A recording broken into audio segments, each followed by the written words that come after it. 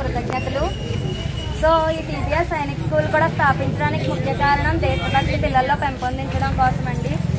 So పిల్లల్లో చిన్నప్పటి నుంచి మన దేశం గురించి వాళ్ళకి భక్తి తెలిస్తేనే రేపు మనం మనల్ని పగడనక రాత్రనక మన సైనికులు మనల్ని ఎప్పుడూ కాపాడుతూ ఉన్నారు.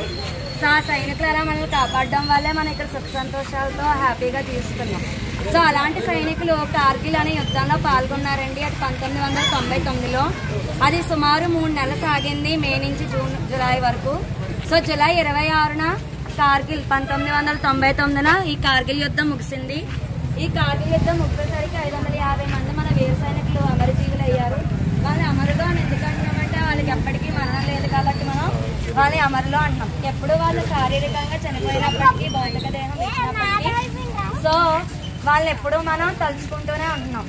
సో వాళ్ళకి మెయిన్ లీడర్ తీసుకున్న ఆయన కెప్టెన్ విక్రమ్ బాట్రా అని ఒక ఆయన అండి.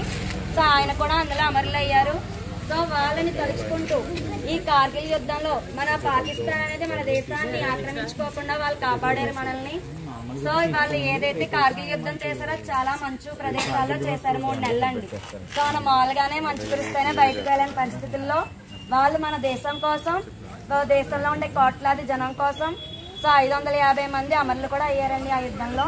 సో అలాంటి సైనికులకి మనం నివాళులు అర్పిస్తూ ఈ రోజు మనం అందరం ఇక్కడ గ్యాదర్ అయ్యామండి. సో ఇక్కడికి వచ్చిన వాళ్ళందరికీ మా ధన్యవాదాలు. సో పిల్లలు ఇప్పటి నుంచి కూడా మీరు ఏం చేయాలి, సో సైనికుల్లాగా మనం కూడా మన దేశం కోసం మన స్వార్థంగా ఉండకుండా వాళ్ళ కోసం సోషల్ సర్వీస్ చేస్తూ ఉండాలి. ఓకేనా? సో సోషల్ సర్వీస్ అంటేనే మనం అలా సైనికులుగా వెళ్ళక్కర్లా, అర్థమైందా? మనం మన చుట్టూ ఉండే మన ఊళ్ళో మన పెద్దల్ని గౌరవిస్తూ, మన ఇంటి చుట్టుపక్కల ఉన్న వాళ్ళని గౌరవిస్తూ మంచి విలువలతో మనం కూడా ఎదగాలి. ఓకేనా? సో థ్యాంక్ యూ అండి, అందరూ బాగా వచ్చారు. ఈ కార్యక్రమం సక్సెస్ఫుల్గా హ్యాపీగా జరిగింది.